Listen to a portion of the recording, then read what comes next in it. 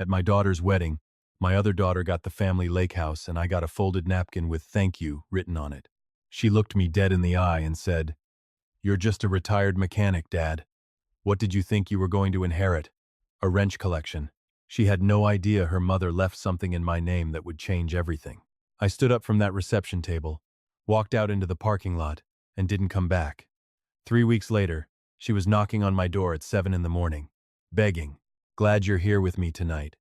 Before we get going, tell me where you're tuning in from. I read every one of them.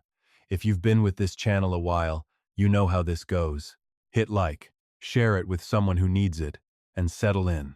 A quick note before we start: this story blends real experience with some fictional details for the sake of telling it right. Names, some places, they're not exactly as they happened. But everything underneath it, every feeling in this thing, is true.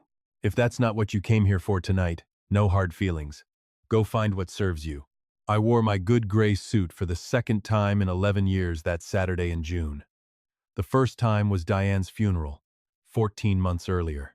I remember standing at the back of the funeral home in that same suit, with my hands folded in front of me like a man waiting for a bus, because that's the only way I knew how to hold myself up without falling over. The second time was my daughter Kaylee's wedding, and I told myself I would not think about the first time while I stood there. I mostly kept that promise.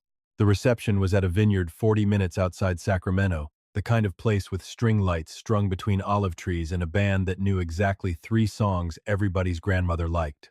I sat at a round table near the back with my brother Walt, both of us in suits that fit a little looser than they used to, watching my younger daughter dance with her new husband under lights that made everything look like a memory before it had even finished happening.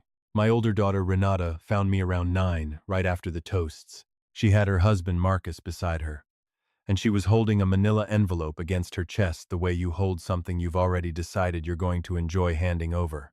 "Dad," she said, and there was something in her voice I recognized immediately, because I'd heard it building for months, ever since the reading of Diane's will got pushed back, and finally landed, of all places, on the same week as Kaylee's wedding. The lawyer sent the final paperwork over this morning. I figured tonight was as good a time as any.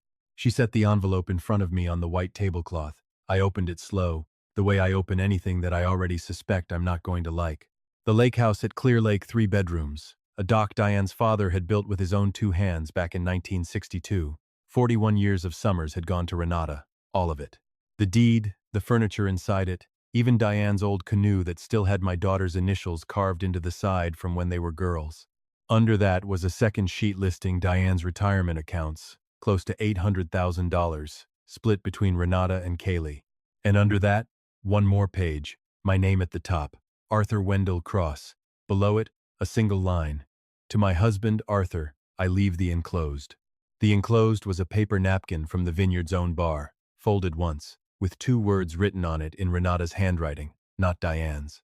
"Thank you." I looked up at my daughter.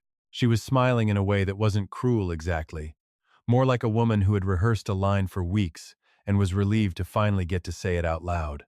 "Marcus and I felt like it made sense," she said. "You're not Dad. You're not really a numbers guy. Mom always said you were happiest with your hands in an engine. The house needs a lot of upkeep, insurance, taxes.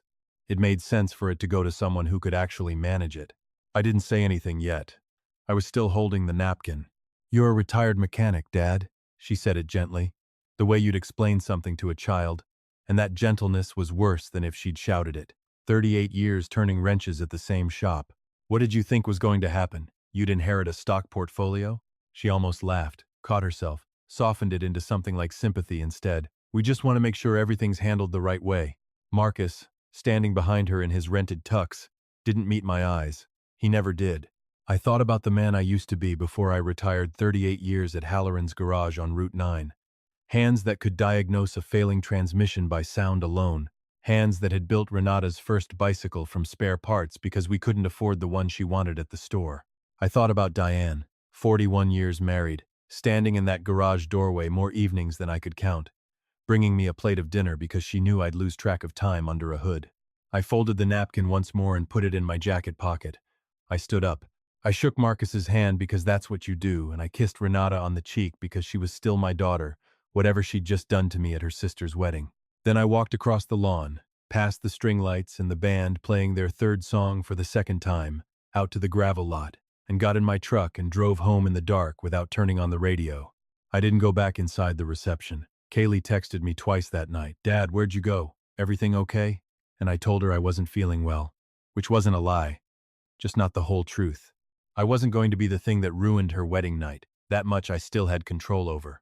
I got home a little after 11 and sat in my kitchen with the lights off, the napkin on the table in front of me, and thought about the 8 months since Diane had died. I thought about the way Renata had started coming by more often near the end, always with a reason, always leaving with something small, a framed photo, one of Diane's rings just to try it on, a box of old letters to go through at home. Easier that way. I hadn't thought much of it at the time. Grief makes people want to hold on to things. I understood that. I thought about the will reading itself, 3 weeks earlier, in a lawyer's office downtown, where a man named Preston Ashby had read through the document in the flat, careful voice lawyers use for things that change people's lives. I remembered him getting to my name and pausing, just slightly. The way you pause before you say something you know is going to land wrong. I remembered thinking at the time it was nothing. Now I wasn't so sure. I didn't sleep that night. Around 1 in the morning, I got up, went out to the garage, and just stood there in the dark for a while. Surrounded by the tools I'd carried home from Halloran's when I retired 6 years back, the same tools Diane used to say smelled like me, like motor oil and honest work. And she never once said it as an insult. She called me stubborn plenty of times. She called me impossible to shop for because I never wanted anything. She called me, more than once, over 41 years, the best thing that ever happened to her. And she said it like it was a fact she'd verified personally, not a compliment she was handing out for free. She never once, in 41 years, told me thank you for the years we shared, like I was a coworker she was saying goodbye to.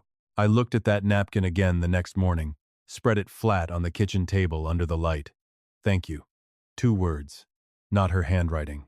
Renata's, close enough to pass at a glance if you weren't looking hard.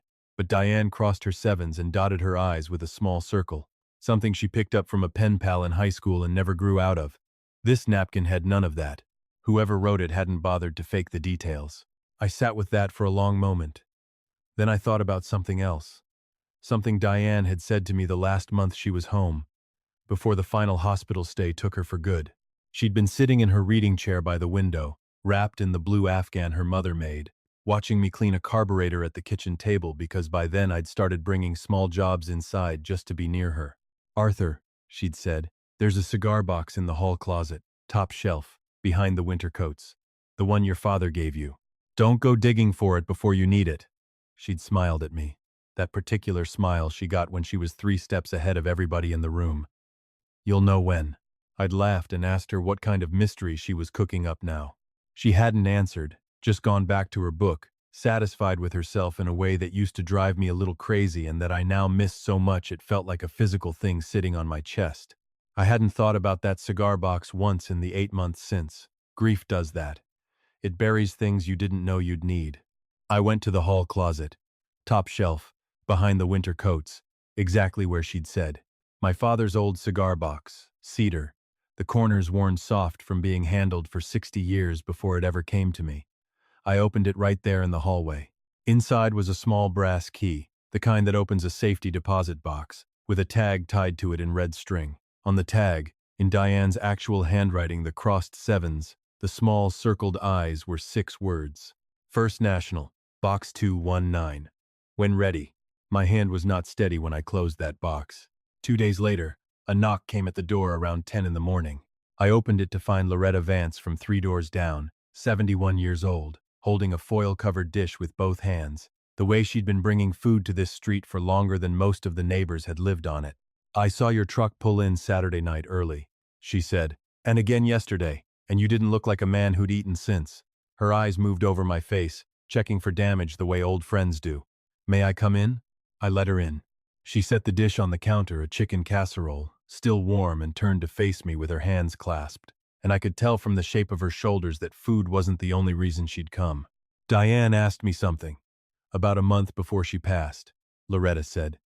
"She asked me to keep an eye on this house. Told me if I ever saw your truck in the driveway looking like something had gone wrong, I should come over and check on you. Said you'd probably shut yourself in that garage and forget you were a person for a while. She paused. She also left me something to give you, when the time came. Said I'd know when. She reached into her cardigan pocket and produced a folded square of paper. I unfolded it right there in the kitchen. Diane's handwriting again, this time in her regular blue pen, short and direct. The tone she used when she wasn't being sentimental, just practical. Arthur Loretta saw Renata at the house twice in March, both times when I was at the hospital and you were with me. She let herself in with the spare key under the flower pot. I don't know what she was looking for. Change the locks. Don't make a fuss. Just do it. D. I read it twice. Loretta was watching me, waiting. She used the key under the flower pot, I said. Loretta nodded. Both times in the middle of the afternoon, while you two were up at Sutter Memorial. I didn't think much of it at first. Figured she was picking up something for her mother. But she came out the second time carrying a banker's box. And something about the way she carried it, close to her body, checking the street before she got in her car that wasn't a woman picking up a sweater for her sick mother. Loretta held my gaze steady. I've lived across from this family for 22 years, Arthur. I know how my own instincts work by now. After she left, I stood at the kitchen window, a long while, the brass key in one hand, Diane's note in my shirt pocket, and thought about my daughter walking through this house with a banker's box, while her mother lay in a hospital bed 4 miles away. I changed the locks that afternoon. Front door, back door, garage side entrance. I didn't tell Renata. I didn't tell Kaylee either. Not yet. I wasn't sure yet what I was protecting, or from what, but 38 years of diagnosing problems before they became disasters had taught me one thing: you don't wait for the noise to get worse before you find the leak. I didn't sleep well that week. What sleep I got came in pieces, my mind circling the same handful of facts: the napkin, the resealed nature of everything about that inheritance, the timing of Renata's visits, the banker's box Loretta had watched her carry out under her arm like something she didn't want seen. By Thursday morning, I was in my truck at 8 a.m. headed to First National Bank downtown, the same branch Diane and I had used since before Renata was born. The building hadn't changed much in 40 years. Brick facade, brass handles worn pale from decades of hands, a lobby with high windows that let in slabs of morning light. I'd walked past this bank 1,000 times without much thought. Now I stood on the sidewalk a moment before I pushed through the door. A woman in her 50s, silver-haired, nameplate reading Dorothy Fields, Customer Services, looked up as I approached the counter. "Good morning," she said, unhurried, the voice of someone trained for difficult conversations. "How can I help you?" "I need to access a safety deposit box," I said. "Box 219. My wife held the account. She passed away back in April." I set the brass key on the counter. Dorothy looked at it, then at my face, with the particular attention of someone who had learned to hear what people weren't saying out loud. "I'm very sorry for your loss," she said, and I believed her. She typed for a moment, then stopped, her fingers resting on the keys a beat too long before she looked back up. "Your wife was Diane Cross," she said. "That's right. Mrs. Cross opened this box in 2011. It's been renewed every year since." She paused. "You're listed as an authorized user, Mr. Cross. She added you several years back." Another pause. "She came in most months, usually the second Wednesday." I pressed both hands flat against the counter to keep them from shaking. Diane had put my name on that account years ago, quietly, the same way she did everything that mattered. Dorothy processed the paperwork with the careful patience of someone who understood documents as a form of respect, and when she finished, she said, "Mr. Cross, there's a gentleman who'd like to speak with you if you're willing. He's been expecting you." Before I could answer, a man came through the door behind the teller stations, tall, broad through the shoulders, silver hair cropped close, reading glasses pushed up on his forehead. His handshake had the weight of 30 years spent sitting across from people at the most important moments of their lives. "Mr. Cross, Harold Whitfield, Senior Wealth Advisor." His voice was warm, unhurried. "Your wife asked me to make myself available whenever you came in." Something genuine crossed his face, not professional politeness, the real thing. "She talked about you a great deal. She was very proud of you." My throat closed up. "She never mentioned you to me." "She told me you'd say that." Harold almost smiled. "Said it meant she trusted me completely." Dorothy led me down to the vault, a long room lined floor to ceiling with numbered boxes, lit by fluorescents that turned everything a clean, pale blue. Box 219 was near the back large format. My hand wasn't entirely steady when I fit the key into the lock. The box slid free on its runners with a sound like a long exhale. Inside was no cash, no jewelry. Folders in different colors, arranged with the precision of a woman who'd spent 30 years as a school librarian teaching children how to organize their thinking. A small black notebook, a flash drive in a plastic case, a cassette tape, cracked plastic shell, 3 words on the label in red ink, "Play this last." And on top, placed deliberately so it would be the first thing I touched, a cream envelope, my name on the front. Diane's real handwriting, not the forgery on that napkin. Hers. Near the back of the box sat a dark green folder, no label, except a single letter written in black ink on the tab, R. I knew what that letter stood for before I ever touched it. I pulled a stool up to the viewing table and sat down. I didn't open the green folder that day.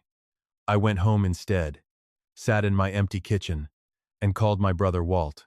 "I need to show you something," I told him. "Tonight, if you can." Walt came over with a 6-pack he didn't open, and sat across from me at the kitchen table while I told him everything: the napkin, the locks, Loretta's note, the vault, the folder with a single letter on the tab that I hadn't been able to make myself open yet. "Open it now," Walt said. "I'm not leaving till you do." So I did. The folder was a running log, dated back to early 2020, in Diane's careful handwriting, factual, precise, with the occasional note in the margin where something struck her as significant. March 2020. Renata mentioned a business opportunity with Marcus's cousin. Wouldn't say what kind. Changed the subject when I pressed. Below it, in a different pen, added later: "She's been changing the subject since she was 12. Learned it from somewhere." Page after page. Renata had opened a private LLC 2 years before her marriage to Marcus, funded through transfers traced back to accounts she controlled alone. Diane had found emails, printed and dated, between Renata and an estate attorney in Reno, going back nearly 4 years, asking pointed questions about spousal inheritance shares, about what happens to a surviving parent's claim if the bulk of an estate passes outside of probate. I set the pages down flat and pressed both palms over them. "She was planning this for years," I said. "Yes," Walt said. He didn't dress it up either. There was a note at the bottom of the last page, the pen pressed harder into the paper than anywhere else. "I didn't tell Arthur, because I know my husband. He would have driven straight over there and said everything on his mind, and Renata would have used it to push us further apart. So I did what I do when I can't shout. I documented. I planned. I made sure. She was protecting me," I said, and my voice broke on the last word, and I let it. The next morning, Harold met me back at the vault, a legal pad on his knee. I told him about the flash drive, and he told me not to watch it alone. I went to Walt's place that night. His wife had passed years earlier, and his kitchen still had the particular quiet of a man who'd learned to live in a house built for 2 people. He plugged the drive into his laptop. One file. A date. September 2021. The video opened on a living room I didn't recognize at first. Pale walls, a sectional couch, afternoon light through blinds. Then I recognized the room. Renata and Marcus's old apartment, before they'd moved into the bigger place off Fair Oaks. And on the wall, hanging exactly where it had always hung, was a clock. I'd built it myself, 5 years back. White oak, hand-cut joinery. A face I'd designed with brass hour markers. I'd given it to them as a housewarming gift. Marcus had thanked me with a handshake and set it on a shelf next to a wedding photo. The clock was on the wall in the video. Renata stood with her back to the camera, phone against her ear, laughing at something. Then her posture changed. The laugh stopped. Her voice dropped into a register I'd never heard from her before, flat, certain, stripped of everything performed. "He's got nothing, really. A pension from the shop and whatever Social Security gives him." A pause, while she listened. "Marcus won't push back on it, he never does." Another pause, a short, cold laugh. "I'm not worried about him figuring it out. He spent 38 years with his hands under a hood. He doesn't even know what an LLC is." Walt closed the laptop. Neither of us said anything for a long time.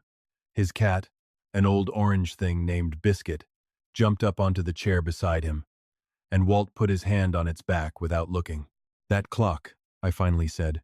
"I built it. Your wife put a camera in a clock you built for your own daughter," Walt said. "She documented it," I said. "She built a case." Walt shook his head slowly. 40 years I knew that woman. 40 years, Art. I never knew the half of it." "Art." Neither had I. I read the 4-page letter to Walt that night, the way Diane had written it direct, unhurried, saying exactly what she meant. The trust. Set up in 2016, she'd made it irrevocable at her death, with me as sole beneficiary, bypassing probate entirely, meaning Renata and her attorney had no legal path to challenge it through the will itself. I spent 7 years making sure it couldn't be undone, she'd written. It cannot be undone. There was a page about Renata, too, written not with anger but with a mother's particular grief. I don't know exactly when it happened. Arthur. I've gone back over the years trying to find the moment, and I can't. Which maybe means there wasn't one moment, just a slow accumulation of small choices that added up to a woman who could stand in a room and say those things to her own father. I am angry about it. I want you to know that. But she is still our daughter. My voice broke reading that part too. Walt didn't say anything. He just didn't leave the room. The next Wednesday, Harold called. The formal notification goes out Friday, he said. Renata's attorney will receive it by end of business. How do you think she'll take it? Diane predicted she'd fight it, Harold said. She predicted most of this correctly. Friday afternoon, my phone rang. Renata. Dad, she said, voice tight. We got something from a trust attorney. It says there's Dad. What is this? Diane would have wanted you to ask that question a lot sooner, I said. There was a scramble. A different voice came on Marcus, apologizing, saying they just wanted to understand, and then Renata again, this time with something rehearsed and careful in her tone. Dad, I think we should talk about this like adults. Whatever Mom set up, I understand she meant well, but this creates real complications for the family. Renata, I said, how's the consulting business with Marcus's cousin doing these days? Silence. Not the silence of thinking, the silence of someone whose footing had just shifted. I don't know what you mean, she said, but her voice had dropped half a register. I know what your mother documented, I said. Which is most of it. 4 full seconds of nothing. This won't hold up, Renata said. There are legitimate questions about Mom's state of mind those last months. 9 separate cognitive evaluations, I said, conducted by her physician at every single trust review since 2016. Every one returned full capacity. And I wasn't present at a single one of those meetings, which means there's no undue influence claim to build, because I didn't know the trust existed until 3 weeks ago. The line went quiet, then dead. She'd hung up. Her attorney called Harold's office Monday morning. By Wednesday, he was requesting a meeting with me directly, alone, before anything moved forward legally. I met him at a diner on Fulton, the kind of place with vinyl booths and coffee that never runs out. He was younger than I expected, early 30s. A briefcase too thin for a man supposedly building a legal challenge. Mr. Cross, I'll be direct, he said. Renata told me her mother had significant cognitive decline in her final years. Confused. Easily manipulated. She said, you took advantage of that. That's the basis I agreed to represent her on. And now? He opened his briefcase, laid a folder on the table. I've reviewed the full record Mr. Whitfield sent over.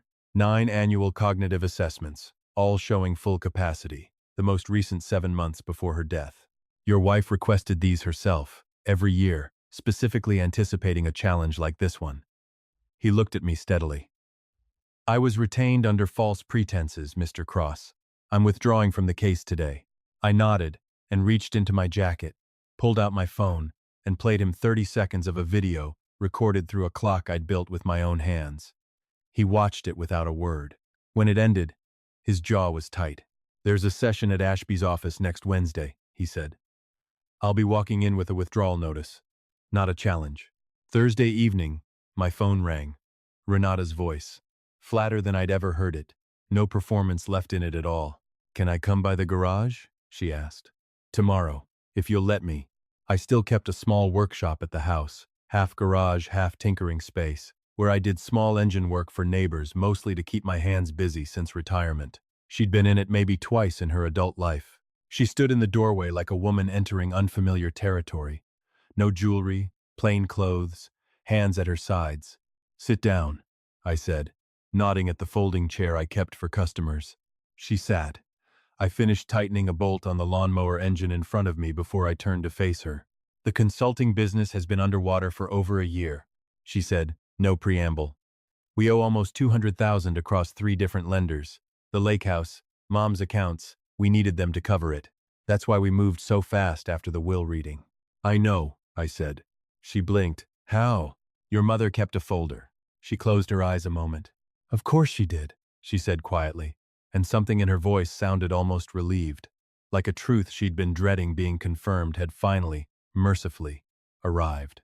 She reached into her bag, set an envelope on the workbench. Financial records, Marcus's accounts, things that aren't clean. I'm filing for divorce, Dad. I need this on record somewhere that isn't just mine. I'm not asking you to use it against him. I just need someone else to know it exists. I pushed it back across the bench toward her. Keep it. Use it for yourself if you need it. I don't need to hold anything over anybody. And she stared at the envelope, then at me. Then what do you want from all this? I want my daughter back, I said. The rest is between you and Marcus. She stood there a long moment, then picked the envelope back up. At the door she stopped, and something moved across her face. I hadn't seen there before, not at the wedding, not on the phone. There's a letter, she said, at the bank, with my name on it. I didn't open it. I left it there. Why? Because I was afraid of what she'd say. She looked at the floor. And more afraid she'd be right. The following Wednesday, we sat around the same table where the original will had been read. Everyone present, this time, Renata, Marcus, Kaylee, Walt, Harold, Ashby. Renata's attorney formally withdrew the challenge, citing the evidentiary record as complete and unimpeachable. Ashby slid a final envelope across the table, the letter Diane had left specifically for this moment. I broke the seal and read it aloud, my voice steady until the third page, where she'd written to Renata directly. I don't write this with anger. I write it with sorrow, because I believe you are more than the choices you made these last few years. I hope one day you understand the difference between what something's worth and what it costs. I think, somewhere in you, you already do. I think that's exactly why this letter frightens you. Renata's shoulders folded inward. She didn't look up for a long time. To me, on the final page, Diane had written, "You showed up, Arthur, every single day for 41 years, without fail." That's the whole story. That's every bit of it. I folded the letter and pressed it to my chest. Renata came to the garage again 3 weeks later, on a Thursday afternoon, and stood in the doorway a long time before she said anything at all. "Dad," she said, "do you remember the birdhouse?" I looked up from the workbench. "The little one, with the crooked roof? You were maybe 7. You told me the crooked roof wasn't a mistake," she said, voice rough. "You said it meant a real person made it, not a machine." She wiped at her eyes with the back of her hand. "I told everyone at school you built it for me. I was so proud of it, Dad. I don't know when I stopped being proud of you instead." I set down my wrench and let her cry it out, standing right there in the doorway, and I didn't try to fix it or rush past it, because some things need their own time to finish arriving. I sold the house in Sacramento that following spring and moved out to a small place near Bodega Bay, close enough to the water that I could hear it some nights with the windows cracked. Diane had always talked about retiring somewhere she could fall asleep to waves, and I figured it was past time somebody in this family got to want something and actually have it happen. I spent the first few weeks building a gate for the side yard, nothing fancy, just good redwood, joined the old way, pegged instead of screwed, because screws work loose over time, and wood wants room to move. Walt drove up one Saturday to help me hang it, and we didn't talk much while we worked, the way two men who've known each other 50-some years don't really need to. "She picked a good spot," Walt said, looking out at the water. "She always did," I said. "That gate is still standing, last I checked. Built the right way, it'll outlast both of us." They say everything happens according to some plan, even the parts that look, in the moment, like nothing but loss. I believe that now, more than I ever did before all this. I believe Diane spent years quietly building something because she loved me in a way that didn't need an audience to prove it. Don't wait, friends. Don't let the people you love find out what they meant to you from a letter in a box after you're gone. Say it now, while you can still watch their face when they hear it. That's the real inheritance. Not the money. The showing up. 41 years of it. One ordinary Tuesday at a time. If this one stayed with you, tell me in the comments. I read every single one. Share it with somebody who needs the reminder tonight. And if these stories mean something to you, stick around, because there's more where this came from. Thank you truly for staying with me the whole way through. One more note before you go. Some details in tonight's story were shaped for meaning, not reported as fact. If that's not what you're here for, no hard feelings at all. We'll be here whenever you're ready for the next one.